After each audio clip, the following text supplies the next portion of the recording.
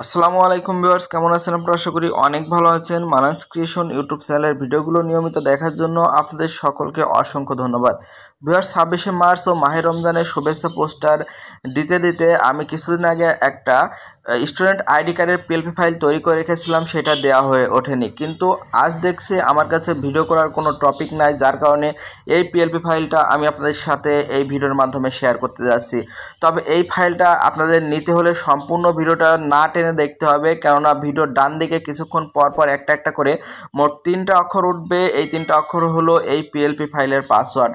3টা অক্ষর কালেক্ট করে ভিডিও ডেসক্রিপশন বক্সে পিএলপি ফাইলের লিঙ্কে ক্লিক করে ওখানে পাসওয়ার্ড দিয়ে পিএলপি ফাইলটা ডাউনলোড করবেন। অবশ্যই ওখানে 2টা ফাইল আছে, কেননা আইডি কার্ডের ব্যাক পেজ এবং ফ্রন্ট পেজ 2টা আছে, 2টাই ডাউনলোড করবেন। এবং ডাউনলোড করার পর এটা কাস্টমাইজ করার জন্য প্রয়োজন হবে এই যে এই অ্যাপসটার নাম হলো পিক্সেল ল্যাব। এটা প্লে স্টোর থেকে নিতে পারেন। কিন্তু যারা অ্যান্ড্রয়েড 10 ভার্সনের উপরে আসেন, বিশেষ করে 11, 12, 13-এ আসেন, তাদের পিক্সেল ল্যাব অ্যাপসে পিএলপি ফাইল শো করে না। সেক্ষেত্রে আমার ভিডিও ডেসক্রিপশন বক্সে চলে যাবেন, পিক্সেল ল্যাব অ্যাপসের ওল্ড ভার্সন নেবেন।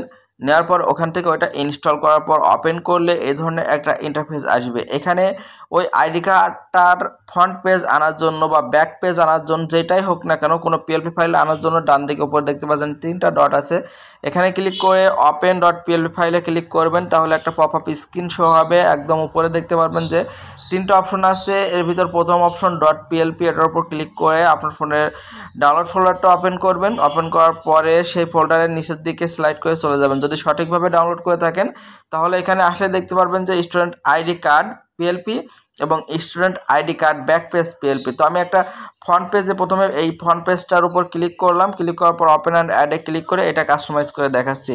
তো দেখতে পাচ্ছেন এটা সুন্দরভাবে পিক্সেল ল্যাব অ্যাপসের ভিতরে ওপেন হয়ে গেছে এবং এখানে অনেকগুলো লেখা আছে। এই সকল লেখা পরিবর্তনযোগ্য। এই যেমন আমার এখানে ছবি আছে, লেখা আছে, উপরে লগো আছে, এগুলো সব আপনারা পরিবর্তন করতে পারবেন। এগুলো সবই আপনার ইচ্ছা মতো পরিবর্তন করতে পারবেন। তো এগুলো পরিবর্তন করার জন্য আপনাকে প্রথমে ছবি পরিবর্তন করে দেখায়। এই যে এখানে যে ছবিটা দেখতে পাচ্ছেন, এই ছবিটা পরিবর্তন করে দেখাবো। এই ছবিটা পরিবর্তন করার জন্য এই ছবির উপর প্রথমে ক্লিক করবেন, তারপরে ওই ক্লিক থাকা অবস্থায় নিচে এই শেপ অপশনে ক্লিক করবেন।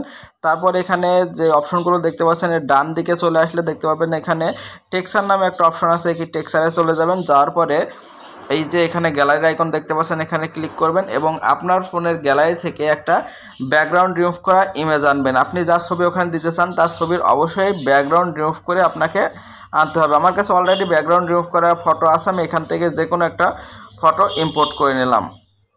তো ইম্পোর্ট এখান থেকে ইম্পোর্ট করে নিলাম। ইম্পোর্ট করার পরে এখান থেকে যে টিক মার্কটা আছে, এই যে এখানে ইনেবল মার্কটা আছে, ইনেবল মার্কটা আপনারা অন করে দেবেন। তাহলে এখানে ছবিটা খুব সুন্দরভাবে পরিবর্তন হয়ে যাবে। যেমনটা এখানে দেখতে পাচ্ছেন ছবি খুব স্মুথলি পরিবর্তন হয়ে গেছে। এখন দেখাবো এই লেখাগুলো কীভাবে পরিবর্তন করবেন। লেখা পরিবর্তন করার জন্য উপরে এই যে লেয়ার দেখতে পাচ্ছেন, এই লেয়ার অপশনে ক্লিক করবেন এবং সমস্ত লেখা এখানে আছে। যে লেখাটা পরিবর্তন করতে চান তার ডান দিকে এই যে কলম আইকন আছে, এখানে ক্লিক করবেন।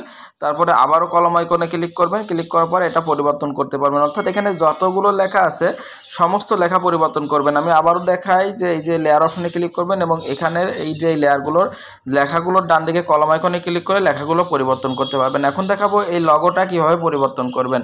লগো পরিবর্তন করার জন্য প্লাস অপশন থেকে ফ্রম গ্যালারি থেকে একইভাবে আপনার কলেজের লগোর ব্যাকগ্রাউন্ড রিমুভ থাকা অবস্থায় সেই লগোটা আনতে হবে। যেমন আমার কাছে একটা ব্যাকগ্রাউন্ড রিমুভ থাকা লগো আছে, আমি এটা ইম্পোর্ট করলাম। এইভাবে এটা ছোট করতে হবে, যতটুকু রাখলে সুন্দর দেখায় আর কি। প্রত্যেকটা জিনিসে একটা সৌন্দর্য আছে, সে অনুযায়ী এখানে আমি রেখে দিলাম। দেওয়ার পরে এই যে এখানে নিচে রিলেটিভ পজিশন পাবেন, এই যে এখানে রিলেটিভ পজিশন দেখা যাচ্ছে, এই রিলেটিভ পজিশনে আসবেন। আসার পর এটা মিডল করে দেবেন। দেওয়ার পরে নিচের লগোটা লেয়ার অপশনে গিয়ে নিচের লগোটা এই যে এখানে আছে, এই লগোটা ডিলিট করে দেবেন। তাহলে আপনার স্কুলের বা কলেজের লগো এখানে পরিবর্তন অবস্থায় চলে আসবে। তো এগুলো সব কিছু পরিবর্তন করা হয়ে গেলে সেভ করার জন্য এই অপশনে ক্লিক করবেন। এরপর সেভ অ্যাজ ইমেজেস আসবেন। আসার পর ডেমিনেশনটা কাস্টম থেকে আল্ট্রা করে দিয়ে সেভ টু গ্যালারিতে ক্লিক করলে এটা জেপিজি আকারে আপনার ফোনের গ্যালারিতে সেভ হয়ে যাবে। তারপর এটা আপনি প্রিন্ট করে আইডি কার্ডের ভিতর দিতে পারেন। এখন দেখাবো এটার ব্যাক পেজ কীভাবে এডিট করবেন।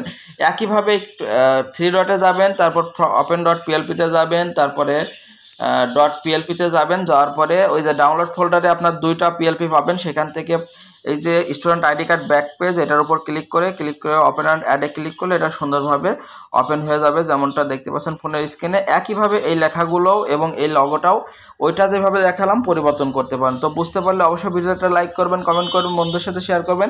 না বুঝতে পারলেও কমেন্ট করবেন, ভাই জিনিসটা বুঝতে পারছি না, অথবা আমার হোয়াটসঅ্যাপ নাম্বার আছে, যোগাযোগ করতে পারেন। তো ভালো থাকবেন, সুস্থ থাকবেন, আগামী ভিডিওর জন্য অপেক্ষা করবেন। ধন্যবাদ সকলকে।